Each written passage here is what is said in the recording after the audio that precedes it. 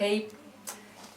Tässä sitä nyt ollaan XXS Plusan käytön kanssa ja tuntuu oikeasti näiden viikkojen jälkeen todella hyvältä.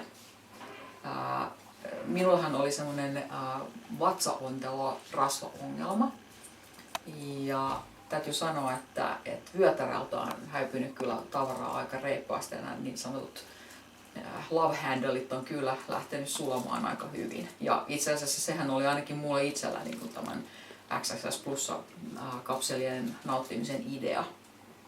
Ja tuntuu, että olokin on hieman pirteempi kuin aikaisemmin, vaikka voisi ajatella, että kun olisi skipannut niin monta lounasta ja aamiaista, että voisi olla hirveä nälkä, mutta aika hyvä olo on ollut.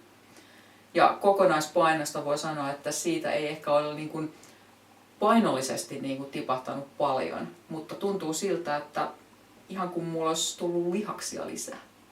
Tai jotain on tapahtunut. Mutta joka tapauksessa tämä kokeilu kannatti ja voisin joskus ottaa jopa tämän uusiksi.